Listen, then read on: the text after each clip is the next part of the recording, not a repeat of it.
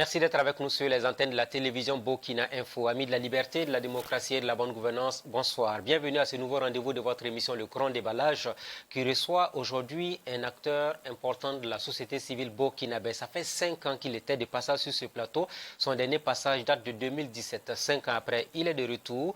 Hervé Ouattara, bonsoir. Bonsoir, M. Ouedraogo. Bienvenue sur le plateau de l'émission Le Grand Déballage. Comment va Hervé Ouattara pour ceux qui nous regardent actuellement sur Burkina Info?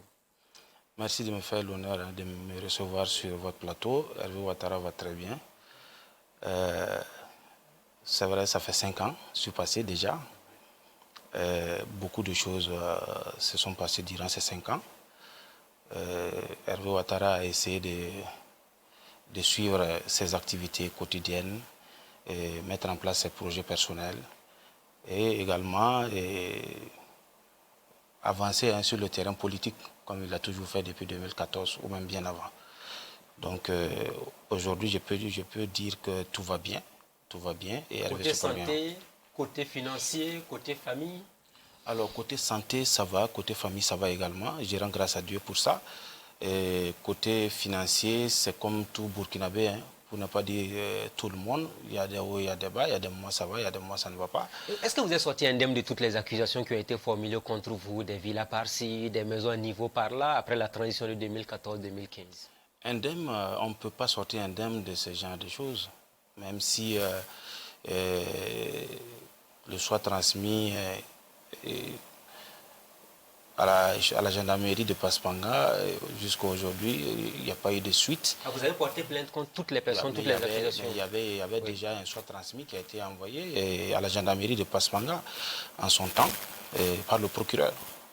Voilà, et je crois que mes différents comptes ont été vérifiés, même jusqu'au compte de mes enfants, mes proches. Bon, ben, les gens se sont rendus compte que j'ai vu comme tout le monde, qu'il y a des jours aussi, je me lève et que même le problème de popote pose problème. Voilà, et donc personnellement, il y a une chose qu'il faut retenir. Et lorsqu'on vous accuse, peu importe le tribunal qui vous blanchira, vous ne pouvez jamais sortir indemne.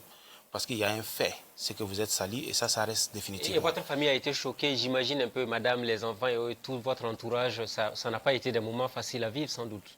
Évidemment, c'est clair qu'en pareille situation, ceux qui en pâtissent le plus, c'est la famille.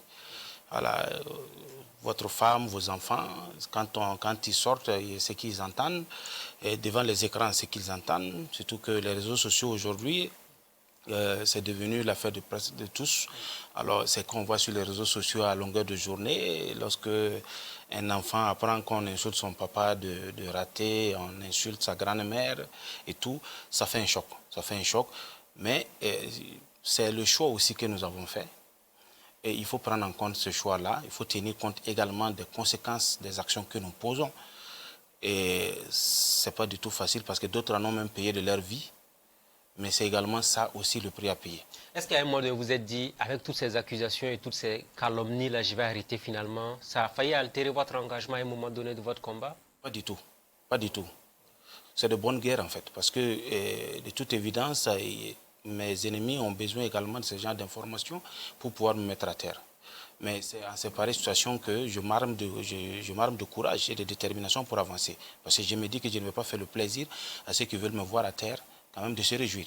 Donc moi je fonce. Ça continue toujours, mais ça va maintenant. Est-ce que depuis la fin de la transition, ça va un peu, il y a une accalmie autour de vous? Mais tant que on voit ma bobine quelque part, il y a toujours des gens qui se rappellent de 2014. Hein. Voilà, il y a toujours des gens qui se rappelleront toujours que 2015 également. Et même récemment, il y a toujours des gens qui seront peut-être de pouvoir passer, qui diront que je fais partie de ceux qui étaient dans la rue, qui ont demandé le départ du président Kaboré. Il y a des gens qui m'en voudront toujours. Donc, permanemment, c'est des choses qu'il faut faire avec. Il faut tenir compte de tous ces paramètres pour avancer. Et moi, ça ne peut aucunement ébranler mon engagement, ma conviction, parce que ce qui est essentiel pour moi, c'est l'équilibre intérieur. Et tant que j'ai ça, le reste, bon, je crois qu'il n'y a plus de soucis. Blaise Compaoré, Rochma Christian Kaboré, est-ce que vous vous dites maintenant, je suis un chasseur de président au Burkina Faso? Non, je ne suis pas un chasseur de président, je suis juste quelqu'un qui s'oppose lorsque je me rends compte que nous sommes bâillonnés, lorsque je me rends compte que la voie que nous sommes en train d'emprunter n'est pas la meilleure pour tous, et qu'il y a une minorité quand même qui caporalise le destin de toute une majorité. Alors là, je me lève et je me bats comme je peux, avec tout le risque, s'il le faut, et je refuse d'accepter ce genre de forfaiture. Et sous Blaise Compaoré, il vous souviendra que c'était l'article 37, et j'ai dit non, et j'ai dit non. Et je crois qu'on aurait pu mourir en cette période-là. Mais nous avons décidé d'avancer, et je crois que l'histoire a fini par nous donner raison, même s'il y a eu des ratés quelques moments. Et au temps du président Kaboré, j'ai personnellement essayé par tous les moyens de faire comprendre au président Kaboré que nous étions sur le mauvais chemin. Malheureusement... Par tous les moyens. Par tous les vous moyens. avez cherché à le voir, vous n'avez pas pu le voir. Par tous les moyens. Oui. Par tous les moyens, oui, bien sûr. Et à plusieurs reprises. À plusieurs reprises. Oui. À plusieurs reprises. Et je n'ai pas été reçu. Et pire, j'ai été calomnié, comme on le fait toujours.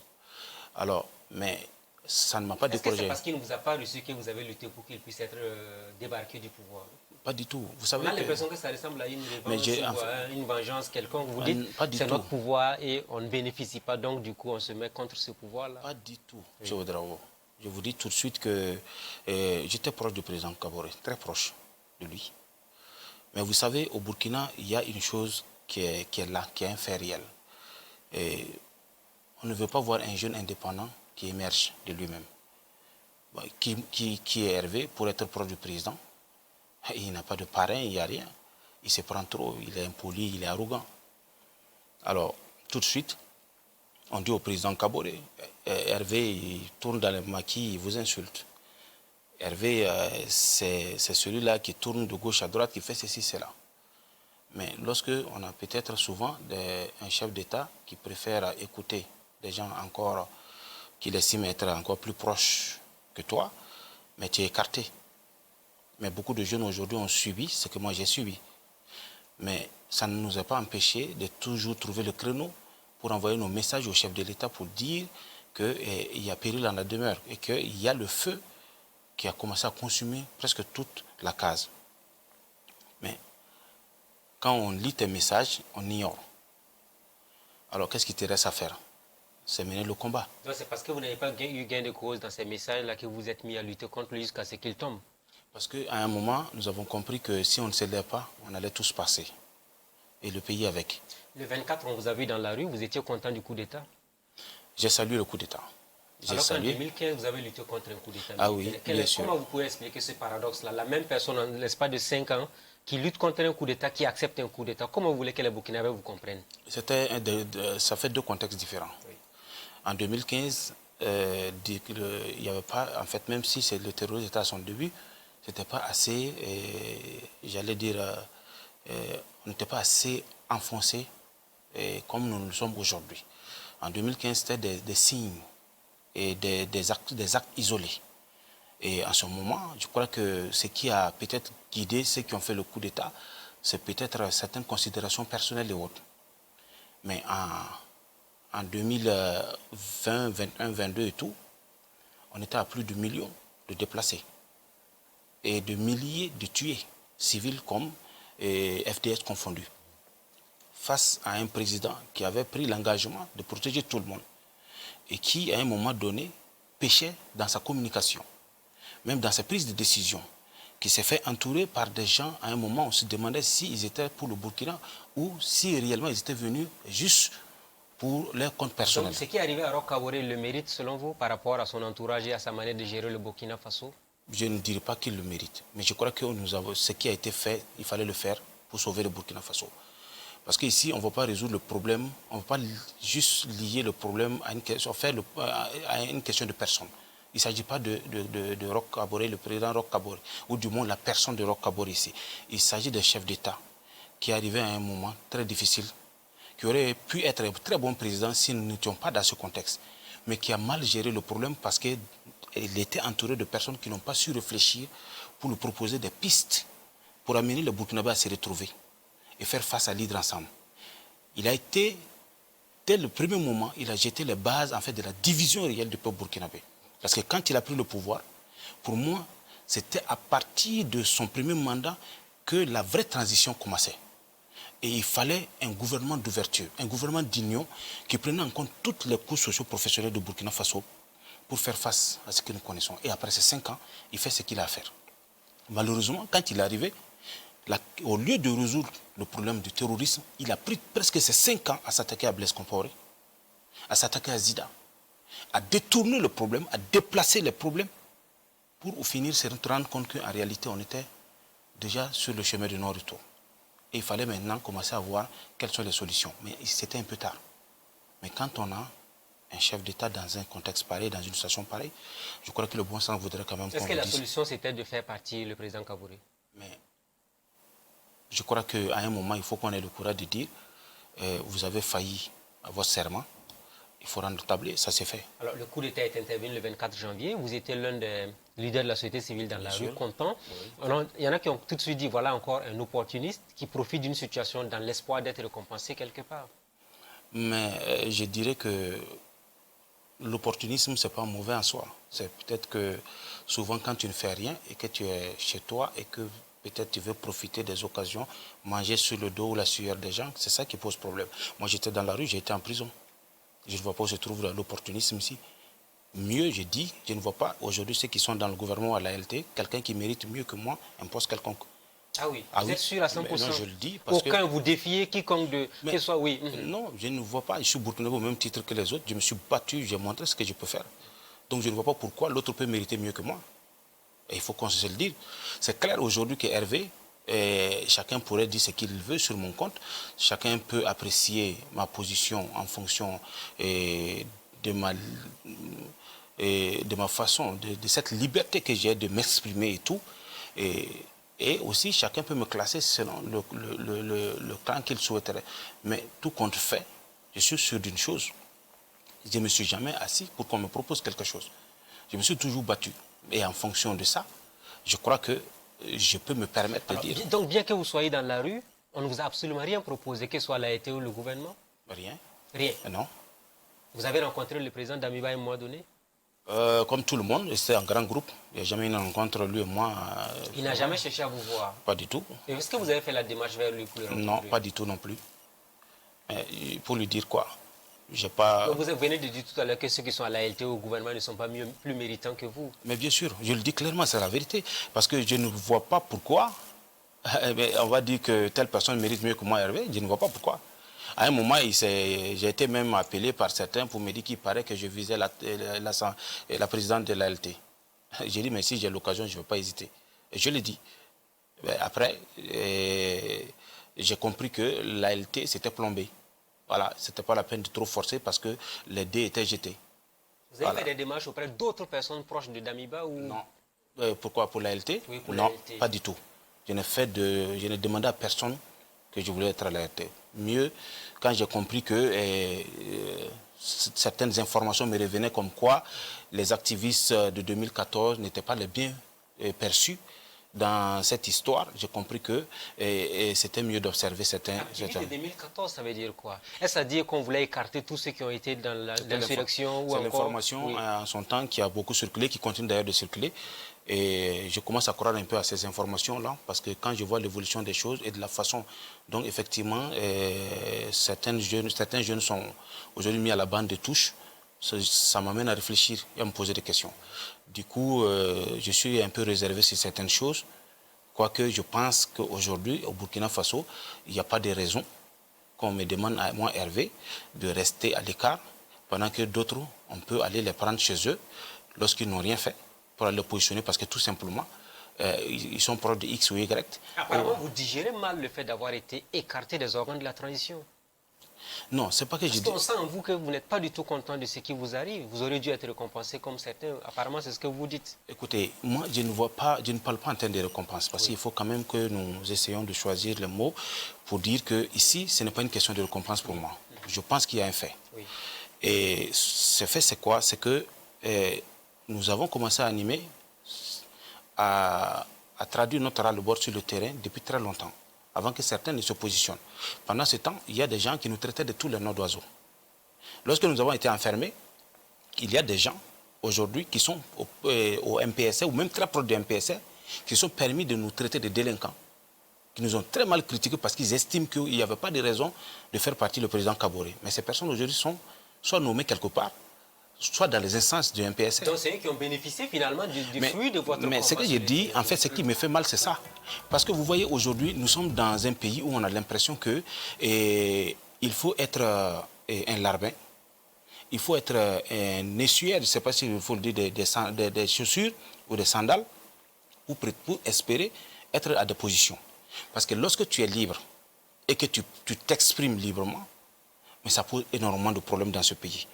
On te colle tout sur d'étiquettes, on te marginalise et au finish, même souvent les combats que tu mènes, tu en payes souvent le prix le plus fort. Est-ce que votre victoire a été volée finalement par d'autres personnes qui n'ont pas lutté? C'est l'impression que Mais vous quand avez. vous regardez, c'est assez clair. C'est assez clair. Ça, c'est tellement évident que je pense que ce qu'on peut retirer, on peut retenir aujourd'hui comme leçon, mais il ne sert pas du tout aujourd'hui de se battre. Je le dis, de se battre. Parce que tout simplement, tu penses à un moment que tu mériterais ton combat ou le fruit de ton combat. Non, c'est un combat d'idéologie, non? Il y a des valeurs quand même qu'on défend, n'est-ce pas? Monsieur Ouedraogo, je vous dis aujourd'hui, personne ne se bat pour après être oublié. On dit l'homme n'est mobilisable que sur la base de ses intérêts. Et c'est en fonction des intérêts individuels qu'on parlera des intérêts collectifs. Il n'y a aucune personne aujourd'hui, même ceux qui mènent les grands discours, les grands débats télévisés, qui parlent de patriotisme, de choses. Mais vous savez, si vous les mettez là à l'épreuve, la majeure partie de ceux qu'on a mis à l'épreuve, après des gros discours à la télé, vous voyez les fruits. Vous savez, aujourd'hui, je crois qu'il faut reconnaître aux gens lorsqu'ils se battent. Parce que l'avantage, c'est que ça évite de créer, en fait, des paresseux, des opportunistes au vrai sens du terme. Et ça évite de créer, en fait, des personnes qui pensent qu'il faut toujours profiter des autres. Quand quelqu'un se bat, vous l'encouragez. Ça donne également envie à d'autres personnes de faire la même chose pour être soit à la même place, soit dépasser l'autre. Mais lorsque, je prends le cas du président Kaboré, lorsque vous vous battez pour des personnes qui prennent le pouvoir, qui font venir leurs cousins, qui font venir leurs nièces, qui font venir leurs tantes, qui font venir même leurs copines, et que ceux réellement qui se sont donnés s'écartent, quelle est la leçon qu'on retire? C'est ça le patriotisme dans ce pays? Ou c'est ça qu'on appelle peut-être se donner pour le pays? Moi je dis non, ce n'est pas ça. Parce que pour moi... Est-ce que ça se poursuit? Est-ce que vous pensez, est-ce que l'impression que vous avez, c'est le même scénario qui se poursuit? C'est que vous avez combattu hier, est-ce que c'est ce que vous vivez aujourd'hui? Je dirais que je souhaite que tout le peuple burkinabé se penche sur cette question. Pas tout le peuple, on parle de vous, on vous parle, je vous pose directement la question. Je ne dirais pas que ça se poursuit. Parce poursuit. que c'est une fuite de responsabilité que de rejeter la responsabilité sur tout le peuple. Non, non, je ne jette pas la responsabilité. Je dis que je souhaiterais que chacun peut-être se penche sur cette question. Parce qu'aujourd'hui, lorsque vous regardez ce qui se passe autour de nous, est-ce qu'il y a quelque chose qui a réellement changé? Je ne sais pas, mais ce que je constate, c'est qu'aujourd'hui, ceux qui sont nommés ne sont pas forcément négatifs. Ce sont des Burkinabés, parce que je connais des Burkinabés intègres qui sont aujourd'hui au gouvernement et que je respecte beaucoup. Vous avez été enfermé pour des manifestations qualifiées d'illégales. Oui. Et après, finalement, Roch Kaboré est tombé. Un nouveau pouvoir est arrivé. Logiquement, pour vous, c'est vous qui étiez censé être aux affaires aujourd'hui, selon vous? Mais non, c'est normal, oui. Si je me suis battu pour quelque chose, il n'y a pas de raison qu'après, je dis non. Pour avoir organisé des manifestations illégales, vous auriez dû être nommé, c'est ce que vous voulez dire? Non, non, non. La manifestation n'était pas illégale. Mais si elle a été déclarée Non, non. En fait, vous savez, c'est des jeux de pouvoir. Quand nous sommes au pouvoir, on fait ce qu'on veut. On pense qu'on peut prendre des décisions. Et je montre moi un document qui disait que ce document et la manifestation était illégale. La mairie avait refusé, par exemple. Mais la mairie a refusé. Elle a notifié à qui? Nous n'avons jamais été notifiés jusqu'à aujourd'hui. C'est juste une note qui est sortie, qui s'adressait aux forces de l'ordre, pas aux manifestants. Du coup, nous ne sommes pas concernés. Alors, si on évolue bien dans le débat, parce que les manifestations, on a vu ce que vous avez fait comme manifestation, jusqu'au jour même du coup d'État, encore vous étiez dans la rue, certains qui étaient autour de vous ont été récompensés finalement. Comment cela s'est produit? Je ne sais pas. Je ne sais pas. Non, je ne sais pas. Il n'y a pas eu de concertation entre leaders de la société civile, entre vous là-bas pour les désignations? Jamais, jamais. Chacun avec son réseau et avec son clan. Il y a des gens qui sont encore plus proches du MPSR que moi, voilà, qui tirent l'épingle du jeu, c'est comme ça. On a parlé de l'argent qui a circulé lors de la première manifestation. Vous en avez reçu aussi, vous? Non. Absolument. Non. Vous avez vu la liste qui a circulé dans mais les je vous dis, M. Ouedraogo, oui. C'est l'occasion que vous me faites de parler de cette histoire. Oui. Et les 5 millions, M. Oulon a chose de... Journal L'événement. L'événement, c'est le journaliste qui a écrit. Il est venu me voir. Je lui ai dit, l'activité au départ était une proposition de notre mouvement. Et il s'agissait de Marcel Tankwano, de moi, et de Lota, et de colonel Adama, et je dis, Adama Tendreo du colonel. Nous sommes allés voir le colonel et Victor Tankwano pour lui dire, voilà l'activité que nous allons mener, mais l'idée ici, c'est de créer une unité d'action entre les organisations de la société civile burkinabé pour parler, non seulement parler le même langage, mais aller dans le sens d'accompagnement de la transition pour la lutte contre le terrorisme que nous connaissons. Parce que pour nous, la même chose aujourd'hui que les MPSR est en train de dire, c'est-à-dire l'unité nationale, nous on a vu ça depuis très longtemps. Parce qu'il fallait aller sur cette base pour pouvoir avancer sur le terrain. Il a bien voulu qu'on associe d'autres organisations. Et c'est à ce niveau que le mouvement, souvent le Burkina, a été associé. Quand le mouvement a été associé, on dit, bon, on n'a pas les moyens, mais il faut trouver les moyens pour organiser l'activité. L'autre a dit qu'il y a une possibilité de créer les conditions pour avoir les moyens. Lorsqu'il s'est agi des 102 millions, j'ai même demandé, et c'était au restaurant de Sika, à Ouara 2000, qui nous finance. C'est devenu bagarre entre Marcel Tankwano et moi. Ils sont tous vivants. Ah oui. Je vous dis, parce qu'ils n'ont pas voulu qu'on revienne sur cette question, parce que celui qui a donné l'argent refuse qu'on parle. Mais les 102 millions étaient obtenus. Ça a été obtenu. 102 millions. Bon, c'est l'information que j'ai reçue. On vous a dit tous voilà, que c'est 102 millions. Oui. Maintenant, celui qui a donné, son identité est restée très secret. Et ça a créé des problèmes entre nous. Parce que pour nous, bon, personnellement, je n'ai pas voulu rentrer dans une organisation où je ne sais pas qui nous donne l'argent. Après, ils ont dit non, que les leaders d'organisation, on va choisir 2 personnes pour nous représenter. J'ai dit OK. Ils ont pris Adama Tendrebego et Drabo Mamadou. Les 2. Et c'est eux maintenant, dorénavant, qui gèrent avec... la personne qui va donner l'argent. Bon, c'est comme ça. Je ne sais pas où c'est, parce que le reste, je ne sais pas. Ce n'est pas vous qui les avez choisis, hein? Non, c'est le colonel Tankwano lors d'une rencontre. Oui. Et c'était la rencontre du président avec le président du FASO qui a choisi les 2 pour parler au nom des organisations de la société civile. C'est juste, j'ai même dit à mes gars, suivons, parce que c'est l'intérêt du pays. Et c'est ce qui a été fait. Après, l'information a commencé à dire que, bon, les gens ont commencé à dire qu'il y a eu des rencontres entre organisations de la société civile et qu'il s'agit, par exemple, d'organiser le meeting, mais il y a des commissions qui ont été mises en place. Et Adama Tendrouk m'a appelé pour me dire qu'ils m'ont donné la commission logistique. Après, Drabo Mamadou aussi m'a appelé pour me dire, effectivement, grand frère, fais pardon, il faut que tu participes à la rencontre. Je n'ai pas participé à la rencontre. Je ne suis pas allé. Vous n'êtes pas parti? Je ne suis pas allé à la rencontre. Ils sont vivants, j'ai dit. Oui. Je ne suis pas allé à la rencontre. Il s'est agi de prendre l'argent pour la commission logistique. J'ai dit, personnellement, je ne touche pas à quelque chose que je ne connais pas la provenance. Et j'ai appelé Laurent Mounet, qui est proche de moi. J'ai dit, bon, comme je ne veux pas non plus me dissocier, parce qu'il s'agit de la transition et d'accompagnement de la transition, la question d'argent, tu iras toi-même prendre l'argent, mais fais tout ton possible pour adjoindre un monsieur proche de Mamadou Drabo pour gérer les choses ensemble. Et ce monsieur, il est là aussi. Tous ses numéros ont été montrés. Et même le nom du monsieur, y compris les reçus, ont été montrés aux journalistes de l'événement. Pour transparence. Le journaliste est vivant. Il est là. Alors, quand ils sont allés, Drabo Mamadou a donné 3 500 000 aux deux de la commission qui ont été envoyés à son bureau. Ils m'ont appelé, je les ai dit, faites une décharge. Ils ont refusé de faire la décharge. Lorsqu'ils sont allés pour la gestion de ces fonds, je leur ai dit, même si tu payes un bic, fais des reçus. Tous ces reçus sont là. Et ces reçus ont été mis à la disposition des journalistes. Même le jour même de l'activité, j'ai été écarté de l'activité parce qu'ils ne m'ont pas permis de prendre la parole. Donc vous y étiez quand même? Je suis allé. Oui, parce qu'on a vu les images. Je suis allé. Je suis allé et il était prévu que je prenne la parole. J'ai été écarté. J'ai été écarté, M. Ouedraogo. Ceux qui ont fait la commission logistique, ils étaient plus d'une quinzaine. Et ces 15, ils sont vivants également. Même l'eau qu'ils ont payé en chassé, ils ont fait une décharge. J'ai dit, mais même l'eau qu'ils ont payé. Et quand le journaliste est venu me voir, je lui ai dit, les 5 millions dont on parle, c'est mes détracteurs qui ventilent les informations. Tu es journaliste, il faut creuser. Je ne suis nul, je défie quiconque dans ce pays qui dit qu'il m'a vu dans son bureau. Pour une activité quelconque, il m'a remis 5 millions. J'ai dit, ceux qui ont pris l'argent, voici les 2. C'est Laurent Mounet et celui proche de Mamadou Drabo. C'est les 2. et il y avait une commission qui a été mise en place à la place de la Révolution. Oui. Ils ont loué un appareil à 1 million, l'appareil musique qui a animé ce jour, l'appareil musique a été loué à 1 700 000 francs, 750 000. Et celui qui a loué ça est à Ouattara 2000, le reçu est là, ils ont même donné son numéro aux journalistes. Maintenant, les journalistes, en retraçant les faits, est-ce qu'il était obligé de mentionner mon nom? Je lui ai dit, pour le besoin de vendre tes journaux, si tu veux que le nom de Hervé soit dedans, c'est malhonnête. Je l'ai appelé, on a fait près d'une heure.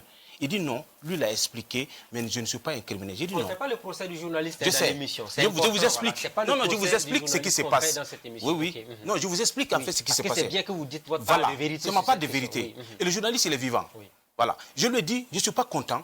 Tu es venu me voir. Je t'ai dit clairement que je ne suis ni de près ni de loin. Et ceux qui ont géré cette commission, les voici. Vous êtes partis les voir. Ils vous ont même montré les demandes et les reçus qu'ils ont faits lors des choses, avec tous les numéros des gens chez qui ils ont payé des choses. Mais est-ce que vous êtes obligé de mettre mon nom dans votre journal pour me calomnier? J'ai même appelé un avocat parce que je voulais éclaircir la chose. Qui m'a dit non, bon, c'est vrai, nous, on t'accompagne, mais il se trouve que nous sommes aussi les avocats du même journal. Donc c'est compliqué. C'est compliqué.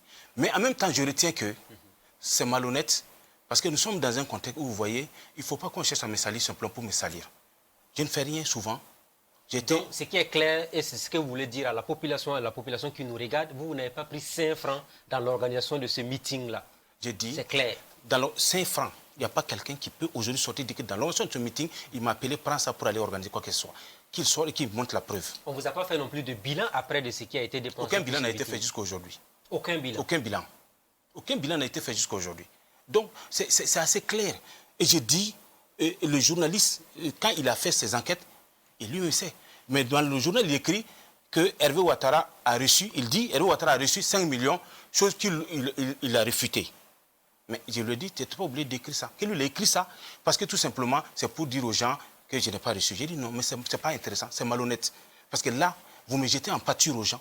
Et mes détracteurs ont pris ça, et ça fait le tour des réseaux sociaux. Pourquoi? Parce que tout simplement, c'est Hervé Ouattara, il faut le salir. J'ai dit, je ne suis pas content. Voilà, et je ne suis pas content. Et jusqu'à aujourd'hui, je vous dis que je ne suis pas content de cette histoire. Et quand on vous écoute attentivement, vous avez même été écarté. Hein. Le meeting en question, vous n'avez pas eu la place qui vous était réservée. J'ai été écarté. Oui. J'ai été écarté. La preuve, il a fallu ça a failli dégénérer entre mes éléments. Ah bon? Ah oui, entre mes éléments. Le jour du meeting qui s'est tenu. Bien sûr. Oui. Entre mes éléments et ceux, par exemple, ceux des organisateurs.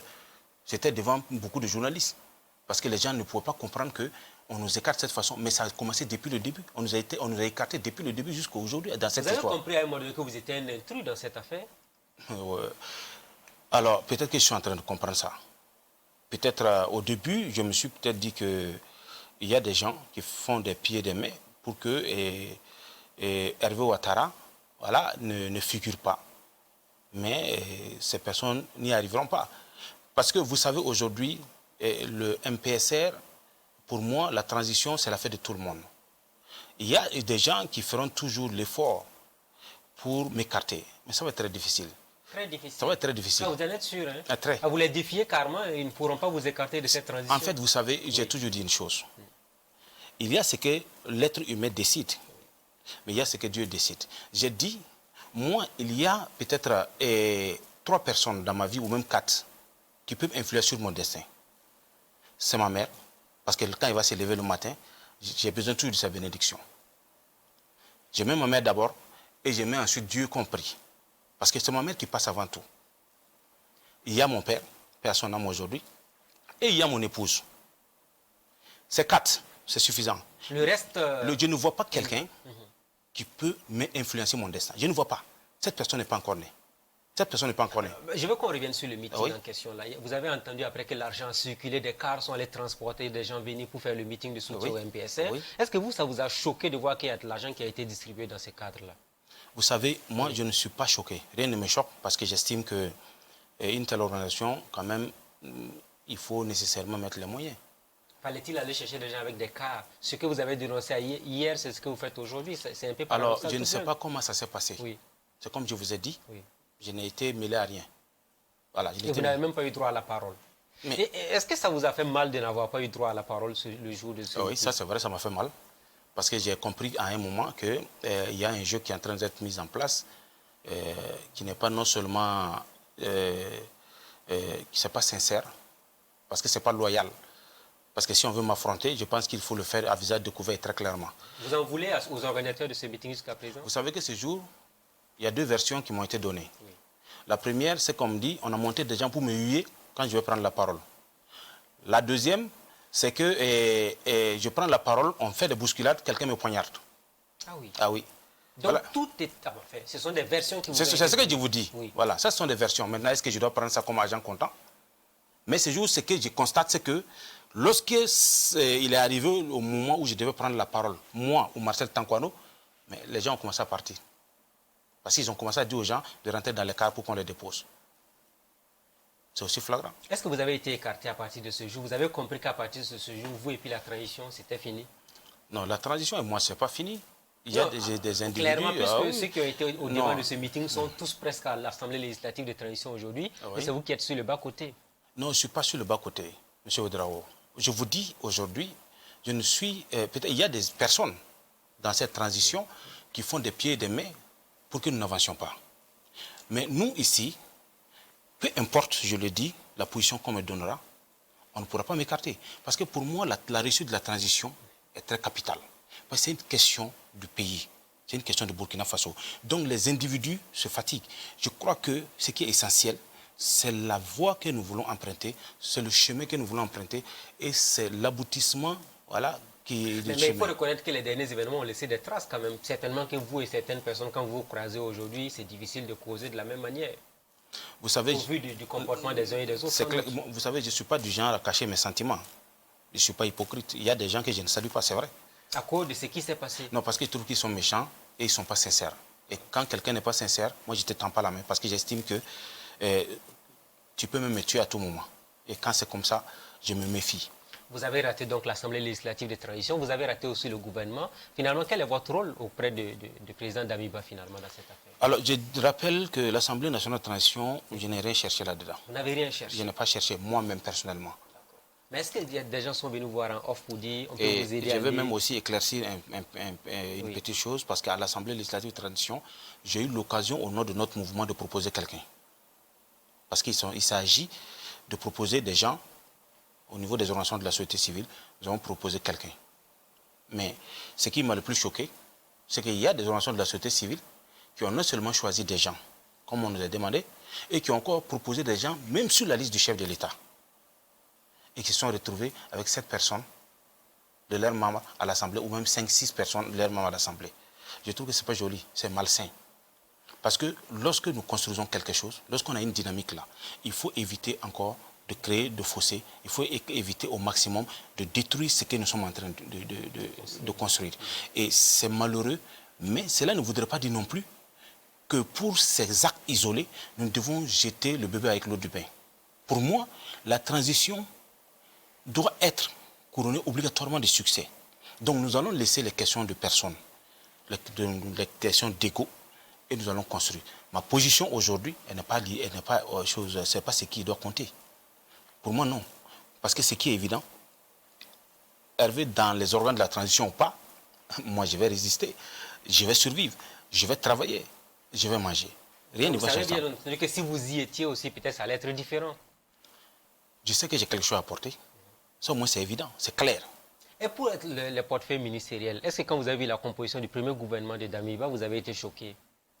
Non, parce que je savais... Vous avez dit c'est normal. Oui, parce que je sais que déjà les discours que j'entendais, ils savaient que je n'allais jamais rentrer dans ce gouvernement. Jamais? Oui. Parce que déjà, avant la Constitution, j'ai même appris qu'on dit que les activistes comme moi, ce n'est pas la peine de compter sur les organes de la transition. Je l'ai appris. Et effectivement, au jour d'aujourd'hui, avec le recul, je commence à croire à ces informations, même si je trouve qu'au départ, j'ai cru que c'est des allégations. Voilà. Donc, ça ne m'a pas choqué parce qu'en fait, je m'y attendais. Je m'y attendais. Voilà.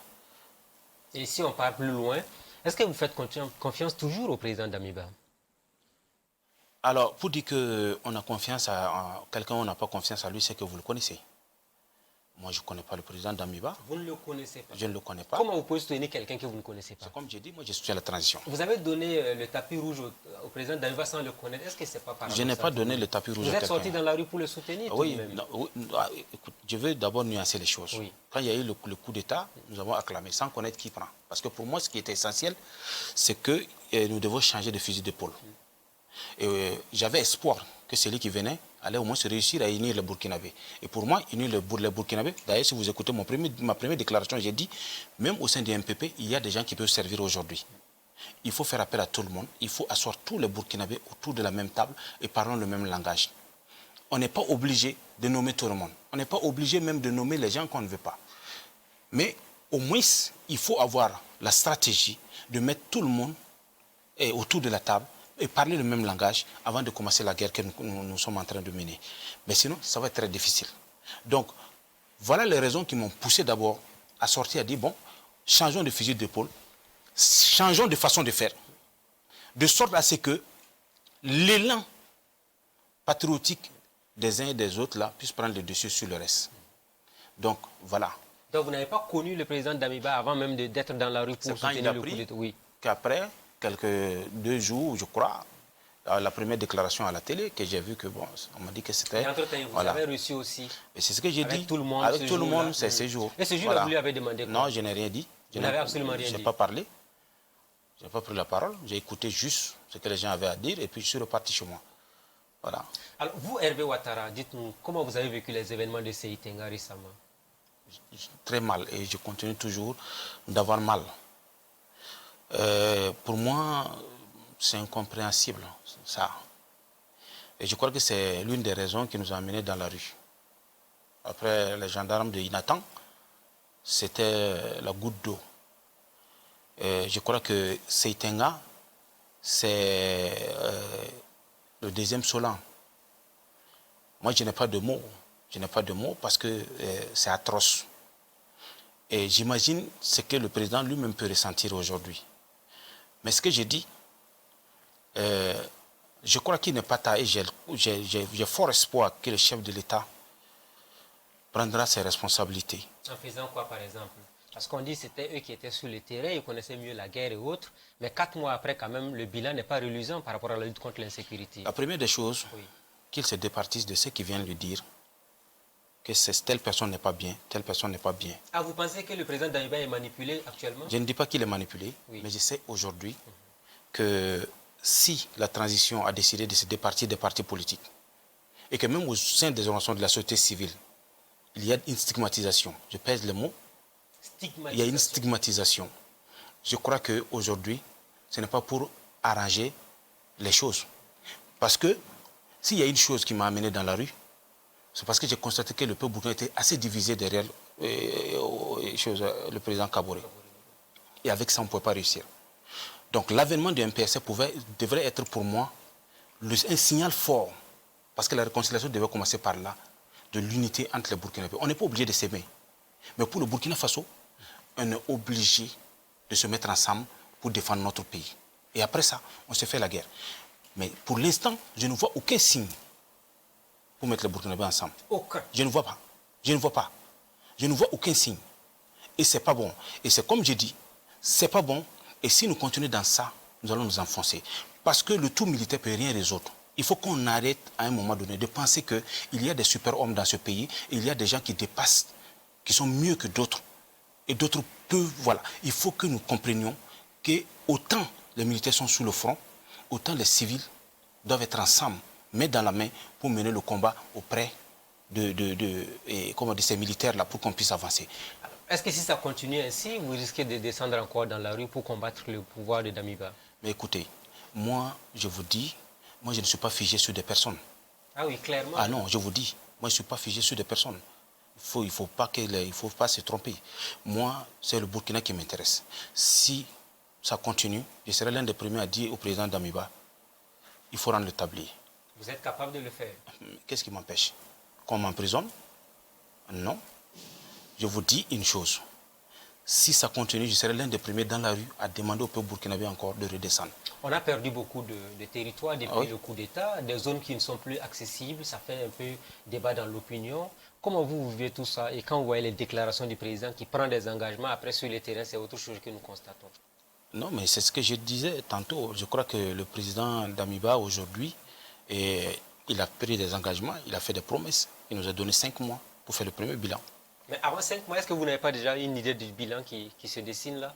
Je l'ai déjà dit, de par le passé, que même les 3 ans ne suffiront pas. Mais en ce moment, j'ai été très mal compris parce que beaucoup ont dit que c'est parce que je ne veux pas que la guerre finisse, parce que je vais en profiter. Mais on parle du terrorisme. On parle du terrorisme et qui comprend un peu comment ça fonctionne. Même en Afghanistan, les pays les plus puissants n'ont pas pu résoudre. Ah oui, en 20 ans. J'ai dit, il n'y a qu'un seul remède.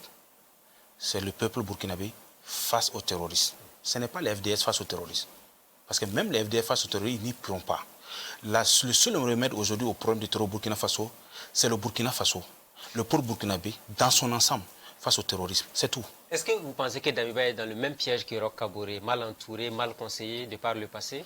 Je ne sais pas. Je ne sais pas s'il faut le dire comme ça, parce que son entourage, je ne connais pas très bien. Mais ça commence à quand même sortir un peu, voilà, au fur et à mesure, que ce soit le gouvernement ou encore... C'est ce que je dis, je m'en tiens à ce que j'entends dans les rues, comme tout le monde, et je constate seulement que déjà, quand il a pris le pouvoir, des gens sont précipités pour dire qu'il faut écarter des gens. Et je crois que le premier signal qui a été très mal pour moi, c'est de dire qu'il faut écarter les partis politiques, c'est des Burkinabés. Donc pour vous, il fallait travailler avec tous les partis politiques. Vous ne pouvez pas écarter, c'est des Burkinabés. Et puis c'est une partie essentielle de Burkina Faso. Vous ne pouvez pas aujourd'hui mettre ces gars de côté et croire que vous allez pouvoir construire. Vous ne pouvez pas. Puisque d'une manière ou d'une autre, vous allez revenir sur eux. Mais autant les mettre en contribution. On peut aujourd'hui interdire des activités à caractère politique qui mettent en mal la cohésion ou mettent en mal les choses. Mais on ne peut pas les écarter de la gestion de la chose publique. Et moi, je dis que j'aurais souhaité que le président d'Amiba prenne le pouvoir et il fait la guerre. On n'a pas besoin aujourd'hui d'un État, d'un semblant de démocratie. Semblant de démocratie, vous voulez dire quoi? Son investiture, sa prestation de serment? Oui, je pense que ce n'était pas nécessaire. Ah oui. Ce n'est pas nécessaire. Oui. Aujourd'hui, c'est quoi? On est en guerre, on fait la guerre. Et on peut maintenant mettre un gouvernement qui prend en compte tout le monde. Un gouvernement de guerre qui prend en compte tout le monde. Est-ce que vous voulez qu'on dissolve ce gouvernement actuellement? Non, je ne dis pas ça. Mais beaucoup ont commencé à le dire. Ah bon, mais écoutez... ce gouvernement, il faut le mettre de côté. Non, moi je ne dirais pas ça. Oui. Je ne dirais pas ça. Je crois que ce gouvernement a beaucoup encore à faire. Voilà, c'est trop tôt pour dire qu'il faut le démettre. Voilà, ils ont beaucoup à proposer. Mais je dis, j'aurais souhaité qu'à un moment, ceux qui doivent faire la guerre le font. Ceux qui doivent gérer les choses administratives avec des directives claires, qu'ils le fassent, mais de sorte à ce que ce gouvernement, peut-être de 15 membres, pas plus, pas moins, qui serait mis en place, prendre des entités avec des gens sincères et sérieux qui ont une vision très avancée de la chose, publique et tout, et qui ont quelque chose à proposer dans ce pays, avec un agenda clair, bien déterminé, sur la réforme de l'administration et tout, et les réformes profondes à mener pour le Burkina Faso et tout, avec un délai clair. Est-ce que vous comprenez le désarroi des Burkinabés? De façon générale, dans l'opinion, les gens ne sont pas contents de l'évolution de la situation. Je comprends parce qu'aujourd'hui, beaucoup s'attendaient à ce que comme les choses se résolvent comme par bâton magique. Mais c'est impossible. Moi, je comprends. Ce n'est pas possible parce que, de toute évidence, le mal est très profond. Le mal est profond au point que nous devons éviter le discours de démagogie et le langage qui nous mettent le dos au mur. Est-ce qu'il ne fallait pas, le président ne devait pas donner un délai de 5 mois? Est-ce que vous pensez que là, c'est une erreur de communication? Moi, personnellement, c'est mon point de vue, il ne devrait pas. Il ne devrait pas. Parce que la lutte contre le terrorisme, comme je l'ai dit, c'est l'affaire de tout le monde. Et s'il est venu, il engage tout le monde derrière lui, on mène le combat. Des gens vont tomber, on va enterrer nos morts, mais ceux-là, ils vont quitter notre territoire. Le message doit être clair pour tout le monde. C'est clair que ce n'est pas aussi simple, parce qu'on nous dit clairement, ce sont nos fils qui nous attaquent. Pour qu'ils nous attaquent, on doit comprendre tout ça, et comment ils nous attaquent, et quelles sont les zones dans lesquelles ils choses, comment les modes opératoires. Donc, on est assez avancé, et on s'organise en conséquence. Les populations même s'organisent. C'est vrai qu'il y a les VDP et tout, mais elles seules ne suffisent pas. Il faut aujourd'hui, en dehors de cette loi des VDP-là, organiser la population. De sorte à ce que, même dans les rues de Ouagadougou, dans un secteur donné, quand quelqu'un rentre dans le secteur et qu'on ne l'a jamais vu, il est tout de suite fiché. Il est suivi par les mêmes populations. Et s'il est bizarre, il est déjà remis à la gendarmerie. Il faut que cette complicité entre les forces de l'ordre et les civils aujourd'hui soit à un niveau où Même, j'ai dit bien, même une fourmi qui passe est déjà signaler quelque part, obligatoirement. Mais est-ce qu'il n'y a pas une crise de confiance aussi entre le gouvernant et le gouverné? Vous rappelez-vous de cet épisode lié au salaire des membres du gouvernement, par exemple? Mais bien sûr, c'est pourquoi j'ai dit qu'il y a tellement de choses à refaire. Parce que aussi, on ne peut pas dire qu'il y a des tares de par le passé et continuer de reproduire les mêmes tares. Nous sommes dans une transition. On reproche peut-être aux gens de 2014 d'avoir géré très mal le fonds public. On reproche également à certains d'avoir être dans des bonnes grâces d'une manière ou d'une autre. Aujourd'hui, je crois que si nous sommes là, c'est vrai, il y a les textes, mais c'est une période spéciale. Une période quand même qui est entachée de sang. Une période très difficile pour tout le monde. Je crois qu'on devrait également réfléchir à ça, tenir compte de ces paramètres pour avancer. Parce que ça évite les frustrations et ça évite également les crises de confiance. Il ne fallait pas en arriver là. Pour vous, le gouvernement n'aurait pas dû. Il fallait garder les mêmes salaires de 2008 et autres. Je crois que je ne veux pas aussi dire ça, parce qu'il ne faut pas aussi appauvrir les gens. Mais il fallait trouver une formule qui ne laisse pas entrevoir quand même des actes, en fait, des gens qui sont venus pour nous sauver, mais qui font le contraire. Voilà, moi c'est ça. Sinon, on ne peut pas demander aux ministres et aux députés également, on ne peut pas les misérabiliser non plus. Voilà, mais dans le contexte qui est le nôtre actuellement, il fallait trouver une forme de communication pour éviter quand même qu'on ait l'impression, surtout quand on voit un bulletin du chef de l'État qui sort avec 7 millions, voilà, on ne donne pas l'explication claire aux gens et qu'on permet aux réseaux sociaux de reprendre le relais de chacun d'argumenter comme il le souhaite. Ce n'est pas intéressant. Ce n'est pas intéressant, surtout dans une période aussi difficile. Et c'est pourquoi je crois que le gouvernement devrait également revoir même sa communication, faire en sorte qu'il n'y ait pas assez de failles.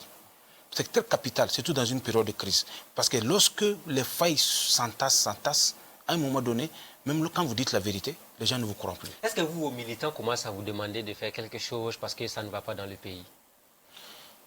Il y a beaucoup de gens qui nous ont demandé de faire des conférences de presse et de nous prononcer clairement. Ils vont vous donner de l'argent pour le faire ou bien non, comment? On n'a pas besoin de l'argent pour faire une conférence de presse. Pas forcément. Mais aujourd'hui, j'ai dit à ceux qui viennent me voir, des mouvements qui demandent à ce que nous allions dans un grand regroupement parce qu'ils n'ont pas confiance à X ou Y ou à telle action ou telle action. Mais vous savez, moi, j'ai toujours un message. Vous ne mijotez pas quelque chose déjà? Je ne ferai jamais ça. C'est comme j'ai dit, quand je vais faire quelque chose, je le fais au vu au su de tout le monde. Je m'assume. Alors, j'ai dit, cette transition, il faut qu'on la réussisse. Nous devons réussir cette transition. Mais en même temps, nous allons dire la vérité à ceux qui en aiment cette transition lorsque ça ne va pas. Il ne faut pas qu'ils pensent que nous allons leur faire du cadeau. Pas du tout. Mais nous aimons tellement cette transition que nous allons être là et surveiller tous les faits et gestes. Ça veut dire que tout écart serait critiqué. Et de la manière la plus sévère. Parce que ça y va de notre survie. Et depuis un bout de temps, vous êtes dans le silence absolu. On s'est même posé la question. Peut-être qu'on vous a promis quelque chose si vous vous taisez. Non, personne ne m'a promis quelque chose. Je ne me tais pas. Mais vous savez, aujourd'hui, pour pouvoir critiquer, il faut aussi avoir des raisons de le faire. Et je crois que le président a pris des engagements. Le gouvernement fait des pieds et des mains pour également essayer de résoudre des choses. Moi, j'attends.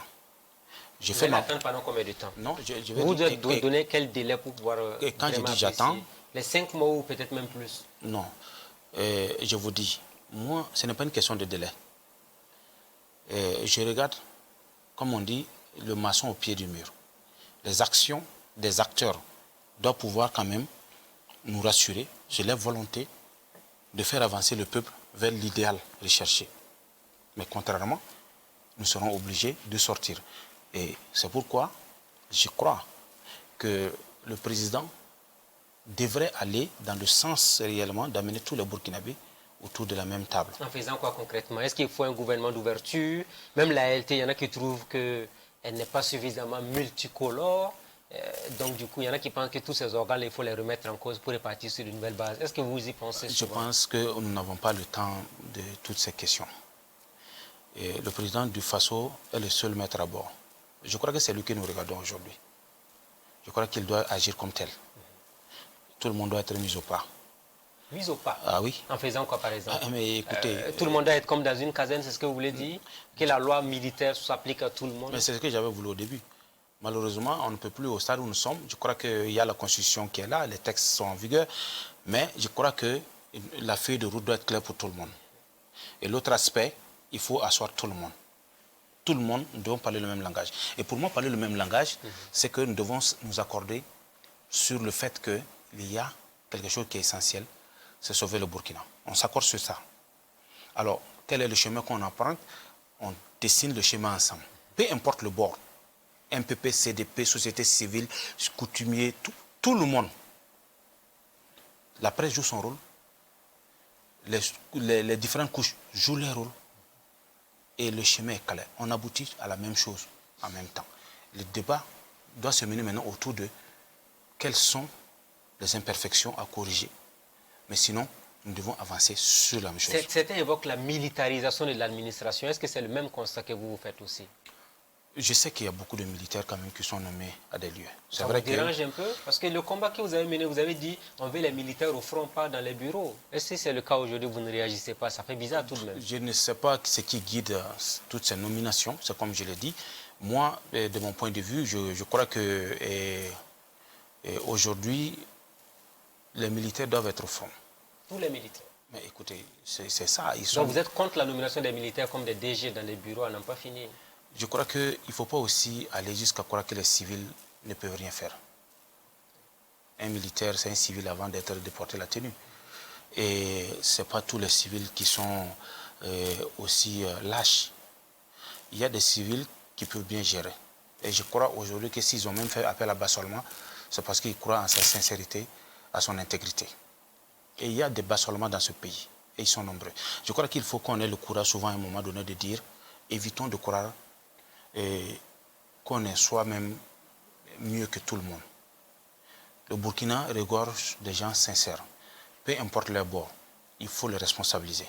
Je crois que si chacun se met à sa place, on mène cette guerre, on va la réussir. Il faut qu'on évite également les leçons de morale. Il faut qu'on évite de croire qu'on est soi-même mieux que l'autre. On est soi-même plus intègre que l'autre. Ce pays, chacun a son histoire. Nous connaissons l'histoire de tout un chacun. Comme quelqu'un dit, c'est un petit village. Mais ce qui doit nous guider aujourd'hui, ce n'est pas ce que X ou Y présente comme tard ou autre, mais quelle peut être sa contribution pour faire avancer ce que nous sommes en train de faire. On parle de sauvegarde, de restauration. Est-ce que vous y croyez profondément avec l'évolution de la situation sur le terrain? Alors, moi, personnellement, je ne sais pas, la restauration, j'attends toujours. J'attends toujours. Sinon, si c'est ce que j'entends comme restauration, alors peut-être qu'il va falloir qu'on redéfinisse les choses. Mais pour l'instant, moi j'attends, et c'est comme je dis, et j'ai toujours foi. Voilà, j'ai toujours foi que les choses vont s'améliorer, et j'ai toujours foi que les choses vont avancer, parce que j'ai vu des signes, peut-être hier, même si je suis un peu réservé pour me prononcer. Alors, je vois peut-être que les concertations que le président Damiba a débuté, avec notamment les anciens présidents Roch Kaboré et puis... peut-être que ça ira loin. Jean-Baptiste Ouedraogo. Peut-être que ça ira loin. C'est votre espoir? Ben, on n'a pas le choix. C'est comme j'ai dit, c'est notre souhait aujourd'hui que les Burkinabés se parlent et qu'on puisse avancer dans la même direction.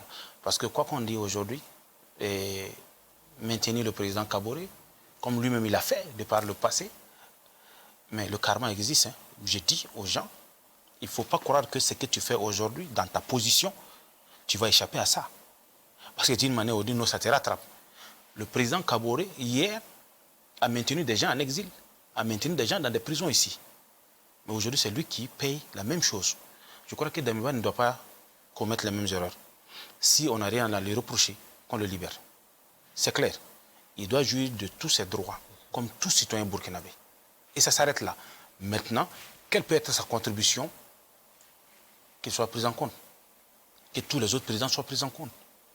Alors, on est presque à la fin de cette émission. Est-ce que votre vœu le plus cher, c'est de voir le président Damiba pour discuter avec lui sur l'avenir de la nation? Parce que vous dites que vous ne vous êtes jamais vu en tête-à-tête depuis qu'il est à la tête du Burkina Faso. Vous savez, aujourd'hui, moi, je je ne pense pas forcément que voir le président d'Amiba peut résoudre quelque chose à mon niveau. Et quand je dis résoudre quelque chose à mon niveau, je veux dire en termes de propositions, parce que j'ai toujours des canaux par lesquels je peux faire des propositions. Est-ce que ça lui arrive? C'est ce que vous avez fait avec Rox, ça n'a pas marché. Alors, moi, vous savez, ce qui est essentiel que je le fasse, que ça lui arrive ou pas, ça, ce n'est plus important. Mais à un moment donné, si nous voyons aussi que, malgré nos efforts, et que ce n'est pas le cas, je crois que nous sommes burkinabés, ce pays nous appartient tous, mais à ce moment, chacun va s'assumer. Hervé Ouattara, la dernière question, vous avez démissionné pratiquement du MPS qui finalement s'est retrouvé avec l'UNIR MPS avec Bénévent Sankara. Vous et la politique, c'est définitivement terminé maintenant? Mais on ne peut pas enterrer la politique, on fait la politique chaque jour. Hervé, je suis politique jusqu'à la moelle de mes os. J'ai fait la politique chaque jour, je la fais chaque jour. Vous n'appartenez pas aujourd'hui à un parti politique constitué? Là oui, là oui, et ça, je ne suis pas prêt pour le moment de militer dans un parti politique. Les Burkinabés se posent la question, vous avez démissionné de la fonction publique, vous vivez de quoi aujourd'hui? Alors, vous savez, quand je suis parti, ça a été très difficile pour moi. Très, très difficile. Et je crois qu'il y a des gens ici qui pourront vous témoigner, mais il y a des gens qui m'ont soutenu. Nous sommes pratiquement à la fin de cette émission. Merci à vous. Merci beaucoup. Merci d'avoir accepté l'invitation de Burkina Info. Et puis, on se dit à la prochaine. Peut-être pas dans 5 ans, mais peut-être dans quelques années encore, on pourrait discuter. Et vivement donc la paix et le retour de la stabilité au Burkina Faso. Merci à vous. Merci à vous. Merci. Est-ce que vous avez un dernier mot à l'endroit du président d'Amiba qui nous regarde actuellement sur Burkina Info? Alors, si je devais dire un mot au président d'Amiba, c'est de faire en sorte que les mêmes erreurs du passé ne se reproduisent pas.